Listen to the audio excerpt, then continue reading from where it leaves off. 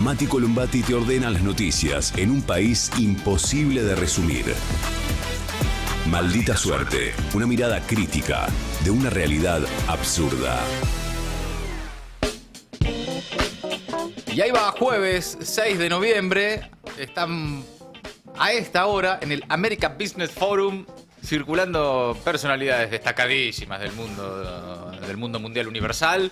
Entre ellos hace un rato estuvo Lionel Messi, ya en un modo post-futbolista. Sí, empresario. Sí. Medio ya en modo empiezo a ser empresario. Sí, es raro verlo así. Raro. Para mí es raro. Espectacular. Hacer negocio es espectacular.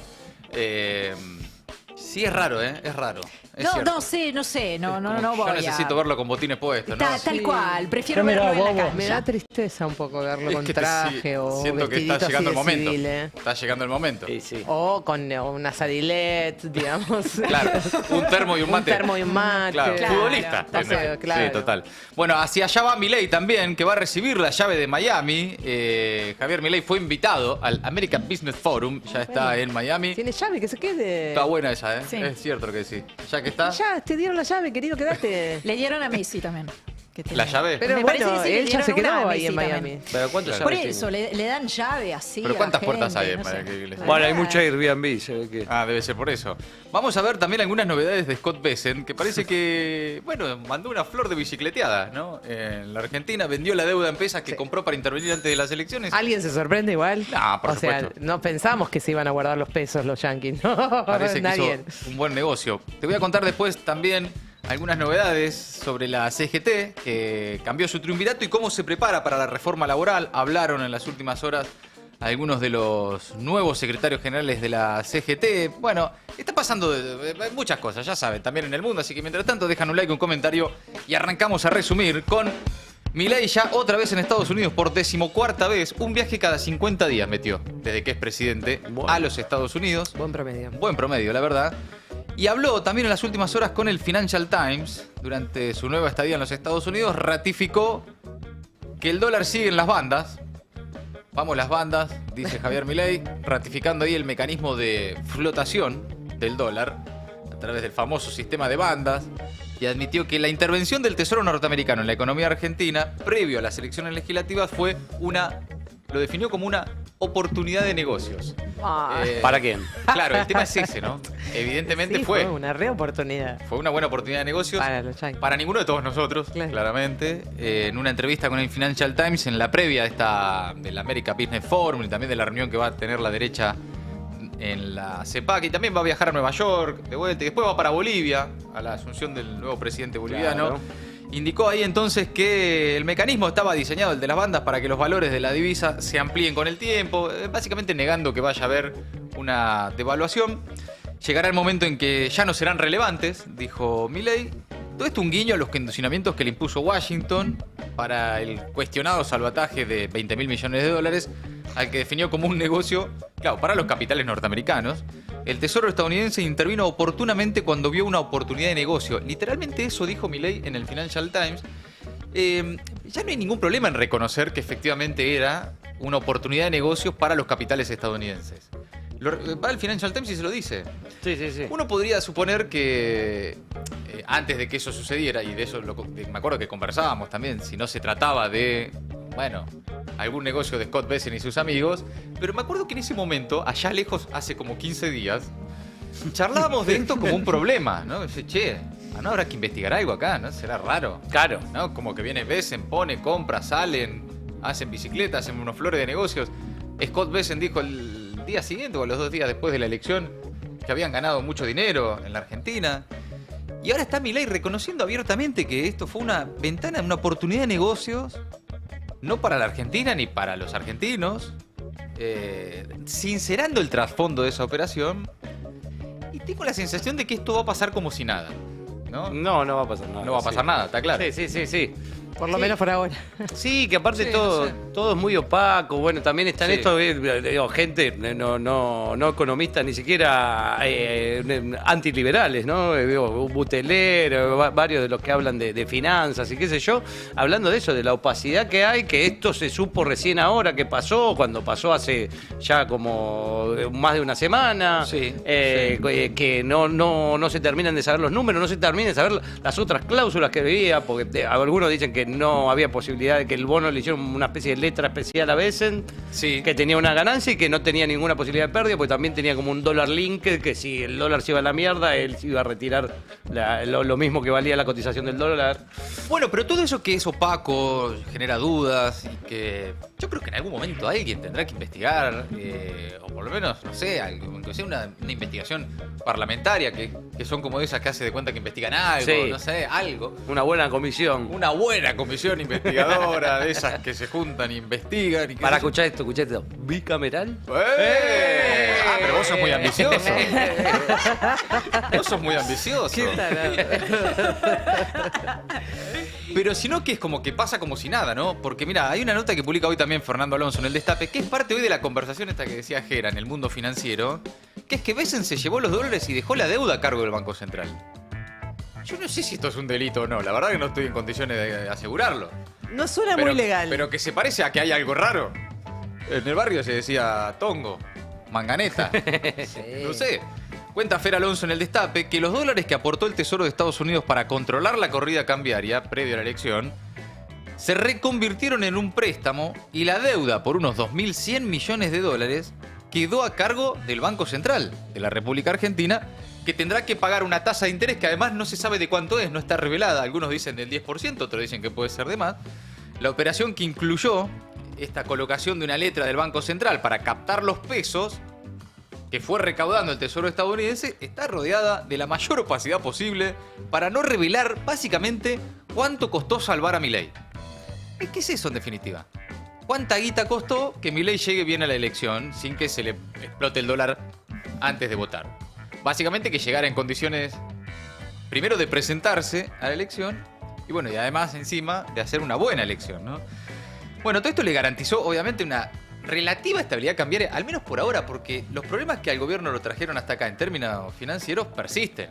Sigue estando Toto Caputo al frente de la cuestión, pero ya pasaron las elecciones, el gobierno estadounidense logró lo que quiso, el gobierno argentino logró lo que quiso, y ahora a nosotros nos queda este despelote, con datos que siguen ocultos en los balances del Banco Central, pero que del análisis, de la evolución que hacen los expertos en el tema, entre ellos Fer Alonso, del stock de deudas del Banco Central, se pudo corroborar, primero, que los pesos que obtuvo el Tesoro, que administra el secretario Scott Besen, fueron colocados en una letra en pesos del Banco Central.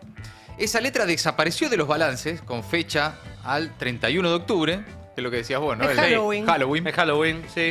Salió por los barrios a recorrer. Sí, dólares o truco, decía Scott. Y Se quedó con los dólares. sí, le fue a casa de Toto, de Bausili, de todas las casas. El truco nos lo dejó a nosotros. Claro, exactamente. Y según fuentes que analizaron los balances, está esto ahora reconvertido en un préstamo del Tesoro de Estados Unidos al Banco Central Argentino por 2.100 millones de dólares.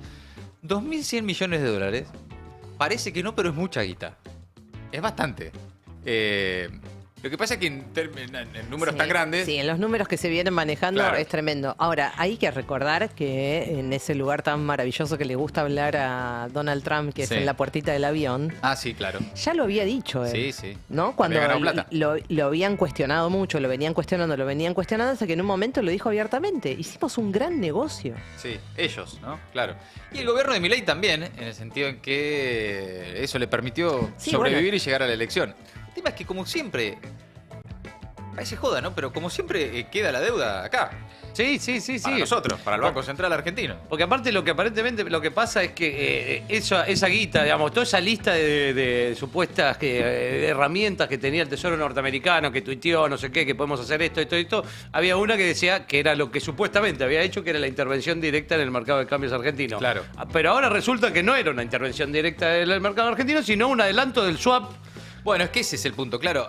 La interpretación de todo esto es que entonces se está activando el swap. O Claro. ya habría comenzado a activarse el swap, que sería una ejecución parcial de aquel famoso swap de monedas que anunciaron el Banco Central y el Tesoro estadounidense por 20.000 millones de dólares con características que todavía se mantienen en secreto, pero que tendrían una tasa de interés que se estima entre 4 y 6% de la tasa nominal anual. Bueno, tampoco está claro cuándo deberá devolver el Banco Central esos dólares, fundamental básicamente para determinar la solvencia del Banco Central. Sí, cuánto plata se debe, cuándo te vence, cuánta Claro. vida necesitas. El Tesoro argentino logró en las últimas horas recuperar parte de los pesos que tuvo que emitir la semana pasada cuando no pudo renovar 5 billones de pesos de la deuda que vencía.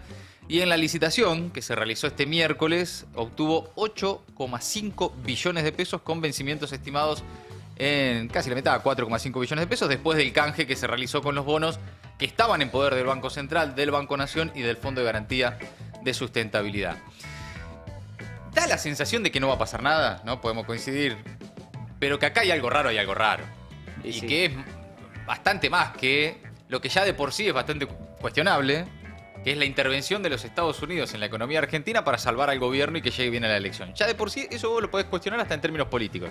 Ahora, si Besen se llevó los dólares y le dejó la deuda al Banco Central, ese número, que hoy se estima en 2.100 millones de dólares, pero hay que ver si no es mayor, es lo que salió la campaña de Milei. Es cara para una campaña. Es Sí, mucha la plata verdad. para una campaña electoral. Por mucho menos de eso te hacía un campañón yo, Salís a pegar afiches. Sí. Por mucha menos plata, poner con engrudo de Bueno, papeles, a lo, botes, a lo tal. Mamdami me voy a golpear puertas, ¿sabes cómo? Bueno, eso mientras Pero Milei- una cosa que no sí. me queda claro.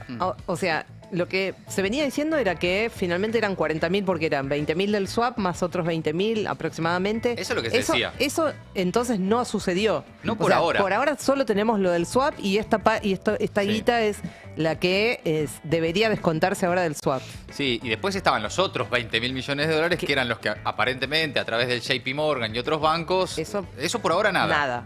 Eso es por- lo que intentaban destrabar ahora cuando fuera Milei ahí. Sí, bueno, de hecho el CEO global del JP Morgan, Jamie Dimon, que estuvo acá en Buenos Aires, hizo la Sí. fiesta en el Teatro Colón y que ahora va a participar también de este America Business Forum, dijo que la Argentina no va a necesitar el préstamo bancario porque son tantas las inversiones extranjeras que van a llegar a nuestro país que al final no hace falta la plata. Sí.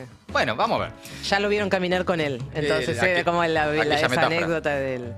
Bien, cambiemos de tema, porque mientras tanto, acá avanza la reforma laboral, el gobierno se prepara para enviar la reforma laboral y la CGT cambió su triunvirato. En las últimas horas hablaron 2 de los 3 nuevos secretarios generales. Uno de ellos, Cristian Jerónimo, habló esta mañana acá en el Destape. Adelantó que la Central Obrera se opondrá totalmente a la reforma laboral y que no aceptarán ninguna reforma que sea regresiva o que quite derechos adquiridos. A ver qué dijo. O terminar de concretar si va más allá de los discursos de ustedes. Pero la postura la postura, digo, ya más o menos venía fijada, digo, de lo que, como más allá que ayer se proclamó un nuevo consejo directivo, digo, la postura de la CGT era ni un paso atrás, entonces sobre eso no va a cambiar mucho, no, nosotros no es que va, nosotros si el gobierno convoca al diálogo social, iremos y participaremos teniendo muy claro qué es lo que los intereses que nosotros defendemos. Ahora, y si con el gobierno quiere venir con una posición de avasallamiento, y bueno, tendremos que construir nuestra propia estrategia de ver cuál va a ser la reacción del movimiento obrero en su conjunto. Hay algo que se fue dando durante el último tiempo, más allá que no es esto potestad de la CGT en sí, porque es una cuestión de negociación de cada gremio, pero bueno, los gremios integran la CGT, que tiene que ver con las paritarias pisadas y con la no homologación, inclusive de algunos acuerdos, o paritarias muy bajas. Digo, en ese sentido, ¿piensan tener alguna posición más dura desde la nueva Sí, conducción? claro, desde ya lo venimos planteando. Nosotros no estamos de acuerdo con que le pongan un cepo al salario. Digo, tanto que se jactan de la libertad, le digo, bueno, que dejen libre la discusión entre privados, entre el sector empresarial y el sindical. Claro. Pero van a pedir una reunión con Cordero para Bueno, ahí plantearse- está. Jerónimo es por ahí el menos conocido de los 3 que ahora integran el triunvirato de la CGT. Cristian Jerónimo, que adelantó esta postura, ¿no? De oposición, de oponerse totalmente, dijo, de que no van a aceptar una reforma regresiva, que quite derechos, que le ponga techos al salario. Ni un paso atrás, se dijo ayer en en el Congreso de la CGT. Después, como todo, por supuesto, hay que verlo andar, ¿no? Y ver qué pasa. También habló Jorge Sola, también flamante cotitular de la CGT, dijo que van a rechazar todo lo que sea parecido al decreto 7023, que un sector quiere refritar, dijo. El nuevo integrante del triunvirato que conduce la Central Obrera, elegido ayer, anticipó que están con la guardia alta frente al gobierno y planteó que la actualización laboral se realice por rama de actividad y no por ley. A ver, lo escuchamos. Es un debut con guardia alta. Con guardia muy alta, Sí. porque es una reforma que sí nos implica pensar. Vuelvo, todo lo que anda dando vuelta son trascendidos, no hay nada oficial todavía por parte están dejando, entiendo, filtrar algunas cosas, algunas tienen estado parlamentario, algunos proyectos. Por supuesto que rechazamos todo aquello que sea un símil del decreto 70/23. Eso, en algún punto, algún sector del gobierno quiere refritarlo y ponerlo como reforma. Eso va a tener nuestro rechazo, porque ya lo rechazamos en la calle y tuvimos el acompañamiento de la justicia que lo declaró inconstitucional, porque allí hay un ataque a los derechos de los trabajadores. Bueno, ahí ustedes acaban de escuchar entonces a dos de los nuevos 3 secretarios generales de la CGT. El otro es el que ya estaba, Argüello, en representación ahí de camioneros. Y es parte de la conversación que hay desde hace un tiempo en la Central Obrera, en la mesa chica, entre los que insisten con el diálogo y los que piden un cambio de rumbo, ¿no? En ser más confrontativos, en un plan de lucha. Ahí tenés a la UOM, al ESMAT, a los bancarios, algunos sindicatos de transporte, nucleados en la Confederación Argentina de Transporte, que empujan abandonar el diálogo, las mesas, toda esa cuestión de la conversación permanente, para avanzar en un plan de lucha en contra de la reforma laboral. Bueno, habrá que verlo, ¿no? Habrá que verlo andar. Creo que no va a depender solo de si la CGT encabeza o no un plan de lucha. Hay que ver qué sucede también con el resto del peronismo, con los diputados, con los senadores, con los gobernadores, para ver qué tan posible es para el gobierno avanzar sin freno en una reforma laboral. Pero acá está entonces el nuevo triunvirato: Octavio Argüello, Cristian Jerónimo y Jorge Sola, el nuevo triunvirato de la CGT, nueva conducción. Es un poco la continuidad de los dirigentes que ya estaban, porque en el nuevo triunvirato vos tenés a Jorge Sola, que es del Seguro y hombre de Héctor Daen, a Cristian Jerónimo, del Sindicato del Vidrio y cercano de Gerardo Martínez, de la UOCRA, y continúa Octavio Argüello, el camionero, que está ahí también en representación de Hugo Moyano. Entonces, bueno, ya lo que contábamos ayer, ya no, que al final no va a haber ninguna mujer en la Secretaría General y demás, pero ese es el perfil de la nueva CGT. Lo que hay que ver ahora es si hay un cambio de actitud o si se mantiene como más o menos hasta ahora, ¿no? Que es, bueno, en algunos sectores, caso de Gerardo Martínez, de hecho, Sí. de la UOCRA, sentado en esa mesa del Consejo de Mayo, no sé ya ni Claro. cómo se llama, esa mesita en la que se reúnen cada tanto en la el la Consejo Casa de Rosada. Mayo, sí. ¿Y qué pasa con otros sectores? Y con esto que dijeron los 2 de los 3 electos ayer, de que van a confrontar, de que van a luchar, de que si hay un intento de gobierno por avanzar en la quita de derechos van a responder. Vamos a verlo, ¿no? Ayer Carolina Lozada, que, Sí. que no es oficialista, pero está muy cerca del oficialismo, que es radical, Sí. pero que integra ese Consejo de Mayo, contaba que estaba todo muy bien cuando hablaban con Gerardo Martínez. Ahora faltaba que Gerardo Martínez hable con el resto de la CGT. Claro, que digamos, les como- abrieran las sí. puertas con este como- nuevo triunvirato. Pero dice que no, que es muy bueno en el diálogo, muy interesante eso Bueno, decía. por lo menos desde el sector de Gerardo Martínez niegan que hayan avanzado en una redacción de una reforma laboral en coordinación con la CGT. Después, bueno, hay que verlo, hay que verlo. Una cosa es como siempre en la política en general, y más en el último tiempo lo hemos aprendido especialmente. Una cosa son las declaraciones, lo que se dice, y luego es lo que pasa, lo que sucede y cómo se rosquean las cuestiones, ¿no? Sí. Porque también vimos cómo muy rápidamente, yo incito el caso de Jaldo, pero porque es el más evidente, explícito, público, que es gobernador peronista. Se hizo oficialista en el primer tramo del gobierno de Milei, después, llegando a la elección, los últimos 6 meses era súper crítico. 2 semanas después de la elección, menos, ya está diciendo que apoya la reforma laboral. Por tanto, ahí también hay que ver cómo computan esos legisladores del peronismo de esa provincia al momento de votar la reforma laboral. Sí, lo más loco es que también hay un montón de gente, digo, Jaldo y otra gente diciendo que estamos dispuestos a dar los votos para una reforma laboral, digamos, prometiendo Claro. votos Sobre una reforma que todavía no existe. Que no está- bueno, pero ahí lo que hay entonces es voluntad de acompañar, Claro, pero digo, no, sin importar de qué se trate. no saben por qué texto van a levantar la mano. Bueno, claro.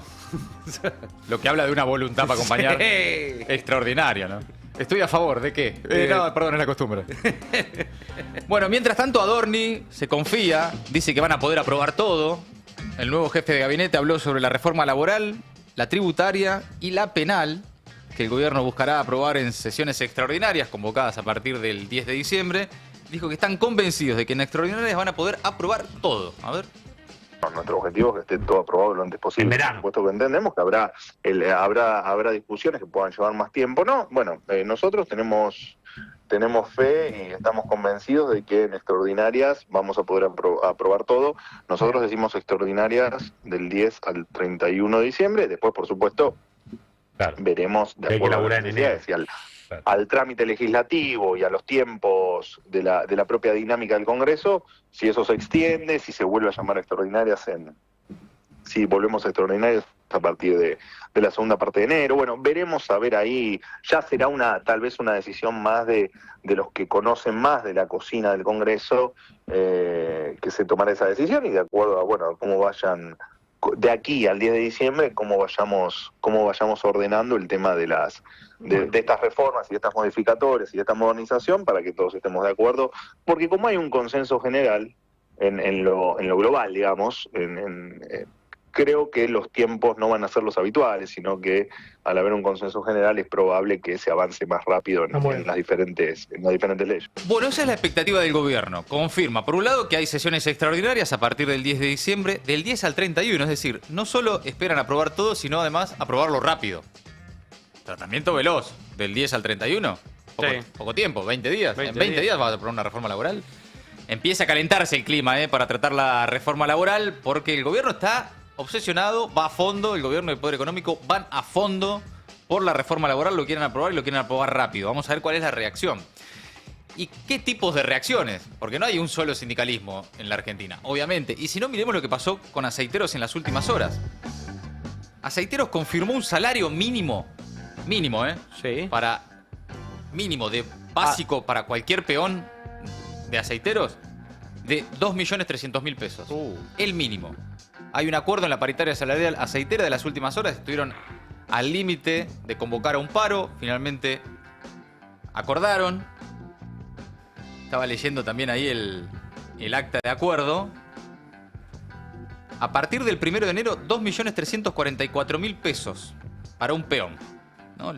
Para los compañeros y compañeras obreros y empleados aceiteros, con aumentos progresivos que van a ir llevando el salario. Ahora en noviembre, 2.075.000 pesos, a 2.100.000 pesos en diciembre y a 2.300.000 pesos en enero. De alguna forma es posible que esto suceda. ¿Y por qué? ¿Porque la Cámara Empresarial Aceitera es generosa? ¿Porque tienen mucha plata y entonces son copados y la distribuyen mejor entre los trabajadores del sector? No, porque el sindicato lucha y obtiene. La organización sindical de los aceiteros lucha y obtiene. Y no está dado ya, porque sí, que tienen buenos salarios porque el sector puede pagar buenos salarios. De hecho, yo lo he hablado esto con Daniel Joffre, el secretario general de los aceiteros, un sindicalista muy combativo, muy crítico también de la CGT y demás. Y él cuenta, por ejemplo, que cuando él era peón trabajador de Dreyfus en los 90, cuando no había paritaria, él y sus compañeros, trabajando para Dreyfus, una multinacional aceitera hipermultimillonaria, ellos estaban por debajo de la línea de pobreza. Eran trabajadores pobres de Dreyfus. Y hoy, los trabajadores del sector tienen estos pedazos de paritaria. ¿Por qué? Porque en el medio, ¿qué? ¿Cambió la voluntad de las empresas de ser más copadas con sus trabajadores? ¿O porque cambió la lucha del sindicato? Digo esto porque también está acomodado, ¿no? Que, bueno, hay sectores que pueden tener buenas paritarias porque son sectores que generan buena rentabilidad. Entonces, tienen buena paritaria los aceiteros, buenas paritarias los trabajadores bancarios y los del sector energético, y nada más. Que no deja de ser una excusa para los dirigentes sindicales de otros sectores que no consiguen buenas paritarias porque no quieren, porque están entongados, porque son parte del mismo esquema Sí. A veces, incluso, ¿no? Que de alguna forma dicen, no, es que yo no puedo pedir mucho porque el sector no puede pagarlo. Cuando vos vais y entendés la historia, especialmente de los trabajadores aceiteros, sobre todo por esto, insisto con algo, para mí es fundamental, es clave el ejemplo de los aceiteros, no porque sean picantes, porque tengan buenas paritarias, porque el sector aceitero sea, qué sé yo, y nada, hoy de los sectores más rentables de la economía nacional. Seguro, claro. Sino porque ahí hay una lucha y una conciencia de que el empresario tiene que pagar más y mejor, y lo logran. Porque en el mismo sector, hace algunos años, esos trabajadores eran pobres. Hoy tienen paritarias de salarios mínimos de 2.300.000. Y otra cosa, hay una particularidad, a diferencia por ahí de las negociaciones en otros sectores de la economía y en otros sindicatos, los aceiteros negocian en base al artículo 14 de la Constitución Nacional cuáles son las condiciones de mínima que debe garantizar un salario. Y ellos negocian un salario mínimo. Negocian un piso. No negocian atado a la inflación. No es que miran el número del INDEC, negocian en base a cuánto hubo de inflación, como si fuera la única variable a considerar una negociación salarial. Yo quiero reivindicar lo de los aceiteros, no porque consigan solamente buenos números, sino porque evidentemente da resultado. Y es eso lo que especialmente viene a desarmar la nueva reforma laboral. Las negociaciones paritarias colectivas. Por eso la bronca de Feynman con el Garrahan. Claro, porque lucharon y dio resultado. ¿Qué dio resultado? La organización sindical. Hoy me contaban también desde aceiteros a cuánto ascendió la ganancia del sector fruto de la reducción a cero de los derechos a exportación. ¿Se acuerdan? Sí. Ese tongo que hubo con las cerealeras. Quedó demostrado que estuvo en torno a los 1.540 millones de dólares, según algunas fuentes oficiales. En términos sencillos, me contaban, este es un cálculo también que hicieron para ir a negociar, la enorme suma percibida por el sector, compuesto por 7 empresas, equivale a 10 años del aumento solicitado por los trabajadores del complejo oleaginoso. ¿Entienden? En caso de que el gobierno nacional abandone la disputa en la banda superior del mercado cambiario, lo previsible es la aceleración del ritmo de devaluación del peso. En tal caso, la brecha entre la ganancia por alícuota cero y el gasto salarial en pesos aumentará, dicen los equipos técnicos de los aceiteros que fueron a hacer la paritaria. Que básicamente fueron, se sentaron y dijeron, mira, el negocio que hiciste hace poco con el gobierno son 10 años de lo que te estamos pidiendo de aumento. ¿Por qué? Porque mira los números.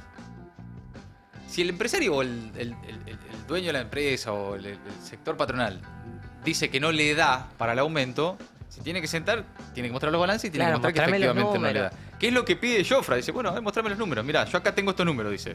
Sí. Con el negocio que vos hiciste con Caputo y las cerealeras, A mí me da esto. Sí, Contrastámelo. claro, todo ese sector, que Claro. son 7 empresas, la enorme suba percibida por ese sector equivale a 10 años del aumento que solicitaron los trabajadores del complejo oleaginoso. Poner de ejemplo no es para imitar, pero por lo menos para demostrar que se puede, que evidentemente también hay otra forma. Porque mientras tanto, además, hay un informe sobre la inseguridad alimentaria de los trabajadores de la UCA, de la Universidad Católica Argentina, que concluyó que el 15% de los asalariados sufre de inseguridad alimentaria. De gente con salario, ¿eh? Sí, sí. Un 9,3 de forma moderada, un 5,9 de forma severa. ¿Cómo es posible que en este contexto la pobreza baje, según el INDEC? Bueno, desde la perspectiva de la Organización Internacional del Trabajo, la alimentación adecuada, dice el informe de la UCA, forma parte de las condiciones de trabajo dignas, estrechamente vinculadas con la salud ocupacional, así le llaman, la productividad y el bienestar integral del trabajador, no solo cuánto cobra en comparación con el dato de inflación del INDEC. Claro. Digo esto, ¿por qué me interesa este debate? Porque ahora se viene la discusión sobre la reforma laboral. Y los que se oponen a la reforma laboral tienen acá elementos, obvio, para sumar a una discusión con argumentos en contra, no simplemente para decir no porque vienen por nuestros derechos. Bueno, no porque nuestros derechos además contemplan otras cosas, no solo el salario. Contempla condiciones de vida dignas. Está en la Constitución, tampoco hay que inventar nada. Artículo 14b de la Constitución Nacional. Bueno, esta muestra de la UCA advierte que los trabajadores asalariados, aún con inserción formal, no están exentos del problema de la inseguridad alimentaria, que afecta al 15% de los trabajadores asalariados, al 7,4% de aquellos con empleo formal. Claro. Un porcentaje de afectados que se eleva a 25% en la población ocupada no asalariada, que incluye cuentapropistas, precarizados, trabajadores de servicio Son doméstico. monotributistas y servicio Sí, doméstico, básicamente. básicamente. Sí, O sea, totalmente. 25% de esa gente no morfa. Uno de bien. cada 4. Uno de cada 4. Que tiene laburo, que tiene ingresos. Por supuesto que las desigualdades también socioeconómicas y educativas son determinantes, así lo indica también el informe, porque el número llega al 34% en la población que tiene el secundario incompleto y un trabajo informal. En el extremo opuesto, la inseguridad alimentaria solo afecta al 2,8% de las personas con título universitario y empleos registrados, ¿no? Bueno, estas son algunas de las conclusiones del estudio de la UCA, que me parece que también hay que tomarlas, tienen que ser elementos para dar la discusión que se viene. Que si se dan los términos que pretende el gobierno, va a ser a los pedos, fácil. Sí. ¿No? Listo, tienen los números, pum, avanzan. Quieren tratarlo en extraordinarios y cerrarlo antes de fin de año. Una reforma laboral que, aunque no sabemos los detalles, bien sabemos que pretende. Bueno, yo creo que toda esta información, lo del Garrahan, la paritaria de aceiteros, una serie de ejemplos muy concretos y reales que hay sobre la mesa, sin tener que inventar nada, aportan al debate de por qué te opones a una reforma laboral o modernización, como le llama el gobierno, ¿no? Mientras tanto también, y más abajo de eso, hoy hubo una movilización de mujeres que trabajan en los comedores. Las y los trabajadores de la economía popular de la UTEP volvieron a movilizarse al Ministerio de Capital Humano de Petovelo. Fue hoy para exigir salario, alimentos y reconocimiento. Una jornada que busca reivindicar el carácter esencial de ese otro sector de los trabajadores, que son los trabajadores de la economía popular, de trabajos sociocomunitarios que sostienen a diario la alimentación en los barrios populares a través de comedores, merenderos, espacios de cuidado, guarderías.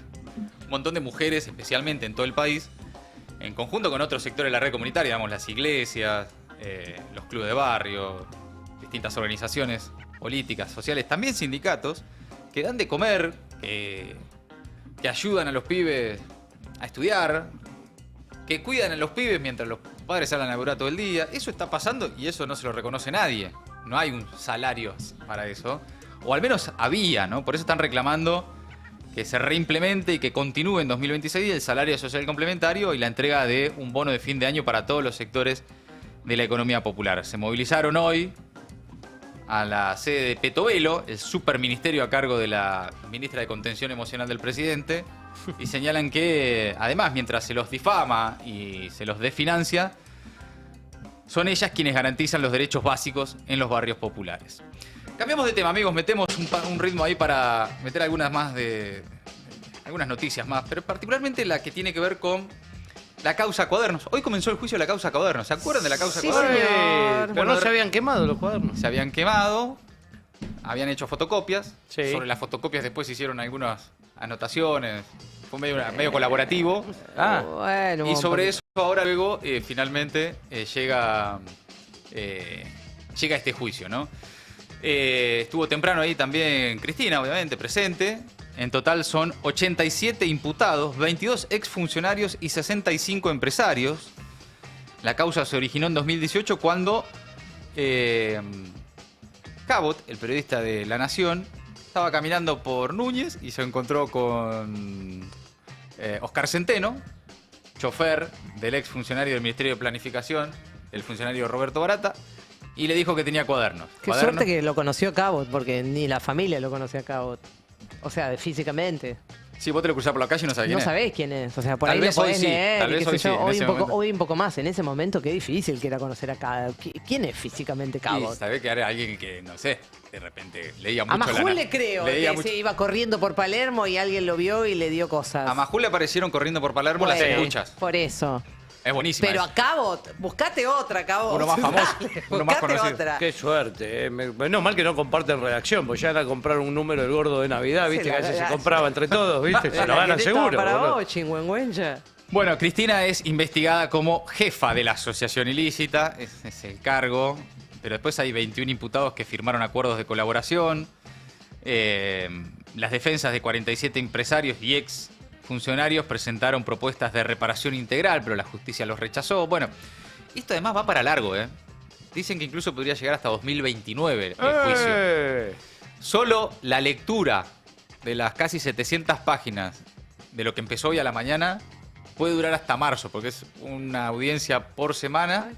O sea, solo para leer de qué se trata el juicio, las acusaciones, todos los acusados, ¿no? Puede ir hasta marzo solo eso. Va para largo. Bueno, tuiteó Cristina hoy. Dos veces por semana. Sí. Hacerle, en vez de una vez, hacerle 2 veces por semana. Era por Zoom hoy la audiencia, Sí. porque son tantos los acusados que no entran en ninguna de las salas de Comodoro Pi. Tendrían, si no tenían que alquilar un teatro, ¿viste? El Movistar Arena. El Movistar Arena, bueno. Que ya se lo dejaron caliente lo de la CGT, con las sillitas, todo puesto. No, el La Movistar- CGT estuvo en Obras, perdón. Obras sanitarias. Pero bueno, sí, también podrían, ¿por qué no? Tuit de Cristina. Hoy comienza otro show judicial en Comodoro Pi.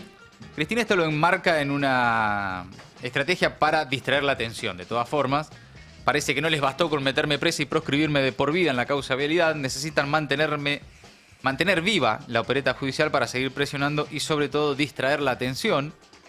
Porque este circo, como los anteriores, no tiene calendario judicial, tiene calendario político, dice Cristina. Mantuvieron la operación Cuadernos Truchos en la heladera, siempre lista para descongelarla cuando hiciera falta. Y ahora arranca justo cuando se discute el futuro del trabajo y de las jubilaciones, en lo que constituye una verdadera agenda judicial al servicio del ajuste. Por eso ustedes verán que todo tiene que ver con todo, lo que estamos contando desde el comienzo, ¿no? El tongo de Bessent con la deuda en la Argentina, la reforma laboral que se viene y este tipo de juicios son parte de una misma avanzada. Así es que llegamos, dice Cristina, a este escandaloso bodrio judicial de cuadernos truchos reescritos 1500 veces y arrepentidos, entre comillas, a los que más bien habría que llamar extorsionados. Y si no me creen a mí, pregúntenle al actual ministro de Justicia del gobierno de Milei, el doctor Mariano Cunio Libarona, cuando en 2018, como abogado defensor de uno de los empresarios detenidos y extorsionados, dijo que su defendido, entre comillas, si no sale en libertad en breve lapso, va a mentir y va a involucrar a alguno. En ese momento sostuvo, textual, Libarona, tenés que arrepentirte, confesar algo e involucrar gente. Si decís que sos inocente, quedás preso. O sea, Cunio Libarona, cuando era abogado allá por 2018, decía estas cosas de él sobre el empresario que él defendía. No tengo miedo, sé que la historia, como siempre, pondrá las cosas en su lugar, podrán inventar causas, manipular jueces o escribir fallos, pero no van a detener la organización del peronismo y de todo el campo nacional y popular frente al saqueo que están perpetrando y que piensan profundizar para los próximos meses. Y agrega Cristina en un postdata que mientras tanto, de la mano de Caputo y el JP Morgan, avanza el segundo mega endeudamiento de la Argentina por miles de millones de dólares que nunca nadie vio ni verá, pero que hipoteca el presente y futuro de varias generaciones. Eso sí, sin que ningún fiscal los acuse ni ningún juez los juzgue por el latrocinio y con los argentinos endeudados y viviendo cada vez peor. La plata no alcanza y trabajo no hay, dice Cristina, vinculando entonces este juicio con las discusiones que dábamos anteriormente, con el avance de la reforma laboral, lo envalentonado que está el establishment y el poder económico en la Argentina, recontraparado de manos, especialmente después de la elección. Chicos, algunos en la tele incluso yo creo que deberían vestirse. Vos los ves en la tele, yo creo que del escritorio para abajo están en bolas. Sí. Desnudos. Porque los ves con un entusiasmo, como están, ¿no? En una de... Es ahora, ¿no? Sí, ves la sí, tapa sí. de algunos diarios, los portales. Sí, entre envalentonados y queriendo guiar al presidente, ¿no? Un poquito de los dos, Sí. digamos. Es por acá, señor presidente. Sí. Acompáñenos. Bueno, cortamos ahí con las novedades de la política nacional. Contemos ahora qué pasa en el mundo, Ori. Vamos con el show de Donald Trump. A ver cómo ¿En qué mueve anda la Donald? cadera, pero sí. Ah, tiró el pasito. Sí, le encanta. Claro. A él le encanta. Ah, mirá, A te sus demás. seguidores le encanta. Tiene su pasito, ¿viste? Es como Sí. el de los bracitos. Sí. No es tan bueno el pasito, la verdad, pero bueno. Todo lo que Es puede fácil. hacer. Sí. Claro, Es hasta todo- ahí llegó. Hasta es ahí todo llegó. lo que puede Es mucho hacer, mejor tampoco, igual que Joe Biden, ¿no? Sí. Recordemos que no podía ni Es siquiera grande. caminar, claro. Trump es un señor muy mayor. Mayor, sí. Es un ¿Esto señor fue en el mayor. America Business Forum? Sí. Oh, ahí va. Y nosotros también estamos ahí representados. Bueno, a ver qué dijo. Donald Trump es el mejor, lo sabe y lo ha dicho nuevamente ayer. Today, on the one-year anniversary of the single most consequential election victory, they say, this is them, this isn't me. I'm a very modest person, I would never say this. Ovacionado, por supuesto. Soy muy modesto. Sí, soy muy modesta. Y bueno, tiene conciencia, ¿no? de quién es Donald Trump. Hoy nos reunimos en el primer aniversario de la que, dicen, fue la victoria electoral más trascendental. Eso lo dicen ellos, no yo. Yo soy una persona muy modesta. Nunca diría algo así. Sí. Y bueno, está haciendo, o sea, él es consciente y está haciendo un chiste. Ah, de es un eso. chiste, es ironía. Sí, es Ok. ironía. Aunque al mismo tiempo piensa efectivamente que es el mejor y que se trató de una victoria Sí. trascendental. Él lo cree de verdad. Sí, obvio. La del victoria mundo. electoral más trascendental en la historia de Estados Unidos. Es posible, dijo. La verdad que hemos hecho mucho. El pueblo estadounidense recuperó su gobierno, restauramos nuestra soberanía. Aunque dijo, perdimos un poquito de esa soberanía anoche, refiriéndose a las elecciones en Nueva York del martes, pero Ajá. nos vamos a ocupar de esto, dijo Donald Trump. Rescatamos nuestra economía, recuperamos nuestra libertad y juntos salvamos nuestro país. Mirá vos. Todo es muy de ¿qué momento estamos viviendo, ¿no? Como indican los resultados justamente de los comicios del martes, que hubo en Nueva York, hubo en algunos otros estados del país, en California, sobre una reforma, en Virginia, en Nueva Jersey, bueno, en todos esos lugares, en todos esos escenarios se impusieron los demócratas. No fue un buen día para los republicanos, ¿no? Entonces, ¿cómo indican esos resultados? El balance a un año efectivamente de la victoria de Donald Trump es un balance mucho más matizado de lo que él dice. La reindustrialización, por ejemplo, que tanto prometió, todavía se está haciendo esperar. La guerra comercial, que es su caballito de batalla, golpeó a los estadounidenses bastante más de lo que hasta ahora al menos los benefició.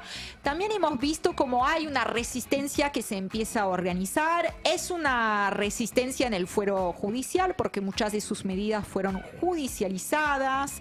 También es una resistencia que se organiza en las calles. Unos días atrás hemos visto cómo millones de personas en más de 2.000 ciudades de todo el país se movilizaban en contra de la gestión de Donald Trump y de su deriva autoritaria. Entonces, matizado, diría él, que es el balance de gestión después de un año de su victoria. También le quiero contar que entre los saludos que recibió por ese aniversario, uno que no podía faltar, por supuesto, es el de su amigo genocida, Benjamin Netanyahu, siempre muy atento a lo que pueda suceder en la política estadounidense. Felicitaciones, dijo Netanyahu, por el primer aniversario de tu victoria electoral para tu histórico segundo mandato en la Casa Blanca. Tu liderazgo sigue fortaleciendo el vínculo inquebrantable entre Israel y Estados Unidos. Estoy seguro, dijo el primer ministro israelí, de que nuestra asociación basada, fíjense este fragmento, en la paz a través de la fuerza, le hace genocidio, seguirá creciendo. Bueno, aprovecho para comentarles que desde el gobierno de Benjamin Netanyahu compararon en estos últimos días a Mamdani, que acaba de imponerse en las urnas el martes en la ciudad de Nueva York, con los yihadistas del 11 de septiembre. Varios ministros del gobierno de ultraderecha de Benjamin Netanyahu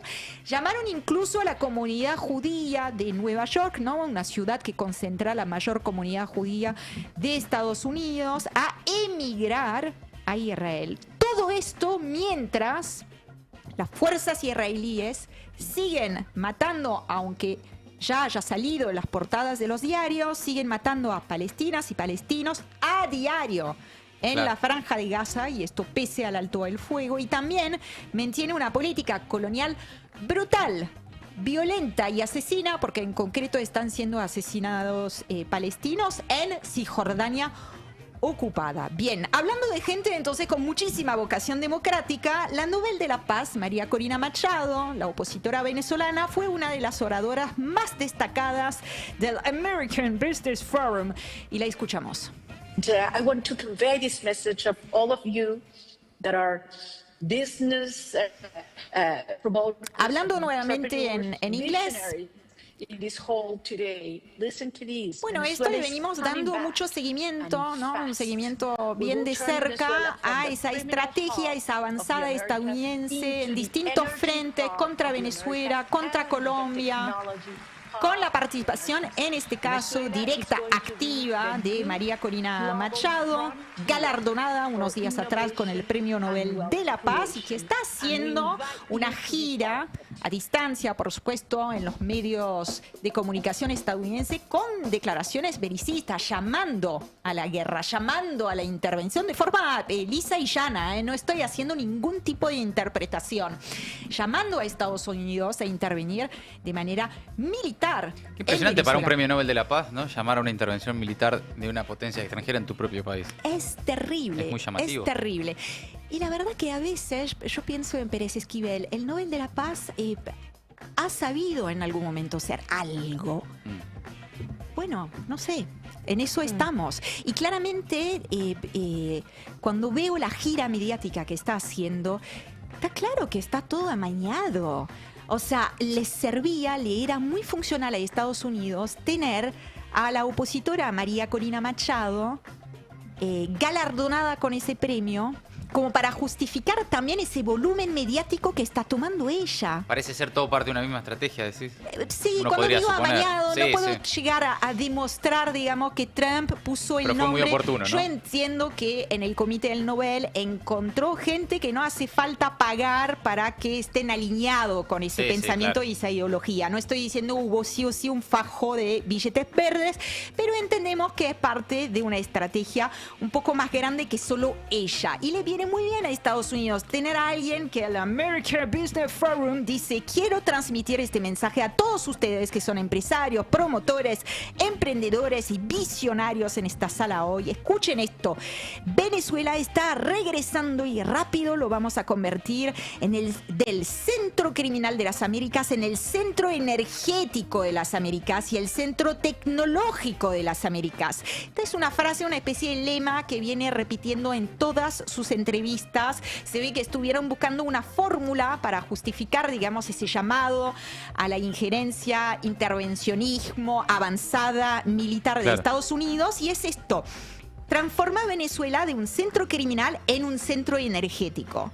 Venezuela, dijo ella, va a ser la nueva frontera global para la innovación y la creación de riqueza, y los invitamos a ser parte de ella. En otro momento de sus declaraciones, porque tuvo realmente una participación como muy estelar en el día de ayer, dijo que Venezuela se había convertido en la cabeza del puente con los adversarios de los Estados Unidos y sus redes criminales y enemigos. O sea, diciendo hoy Venezuela es el puente entre los peores rivales, enemigos, adversarios de Estados Unidos y lo que podría llegar a suceder en materia de seguridad a apenas 3 horas de vuelo de Caracas, ¿no? Insistió mucho en esto. La amenaza está a sus puertas.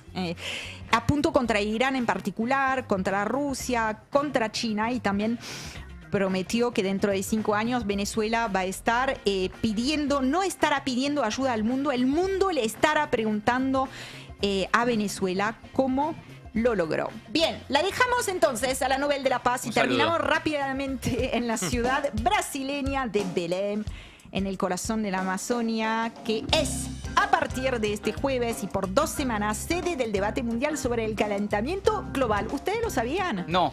¿No? ¿Alguien lo sabía? No. COP. No. La verdad que no. No, pero me parece que es como muy significativo. Significativo, que se hagan en la Amazonas. Que se hagan no, pero quiero decir, nadie sabe, o sea, no. Que nadie se entere. Que nadie se... obvio. Digo, voy a consultar las portadas de los diarios y está no hay como nada. No es tema, no es tema. A nadie le importa, estás queriendo decir. Claro. Y no, porque en realidad a la dirigencia misma no le importa. Pasa esto, arranca hoy y mañana con una cumbre de jefes de Estado y de Gobierno, con la existencia, como siempre, de buena parte del sur global, que recordemos son aquellos países que menos contaminaron, pero que más van a padecer las consecuencias del calentamiento global. También con la asistencia de algunos líderes europeos, como Keir Starmer, Pedro Sánchez o Emmanuel Macron, que ahora vamos a ver cuando está en comunicación con un cacique apenas unos minutos antes de aterrizar en Brasil. Ahí lo vemos en un vuelo hablando con un cacique en la previa de esta cumbre, pero es una cumbre que se va a desarrollar en ausencia del presidente de China, Xi Jinping, que también es uno de los grandes países que contaminan, aunque van a tener su representación, y con el boicot directamente de Donald Trump y de todo su gobierno. Donald Trump ni siquiera va a mandar un alto cargo en representación o un cargo de, no sé, de Nada. cartón, digamos, en la Claro. representación de su gobierno. Oficialmente se ha bajado definitivamente. Estados Unidos, que es uno de los mayores y históricamente el mayor contaminante a nivel global, se ha bajado de la lucha contra el cambio climático. No queremos que sea un mercadillo de productos ideológicos, dijo Lula en el inicio de esta cumbre. Queremos algo muy serio y que las decisiones pasen a ser implementadas. Suerte con eso, Lula. Amigos, amigas, hasta ahí entonces el resumen imposible de Maldita Suerte. Y aparece el QR, seguí el destape en todas las plataformas. Lo que tenés que hacer es escanear ese QR que aparece ahí en pantalla para los que nos están mirando en YouTube. Haces clic en el botón que te aparece y listo. Ya nos vas a tener como medio favorito en tu celular. Tené el destape en tu celular todo el día y entérate de todo. Maldita Suerte, de 14 a 17 horas, en El Destape 1070.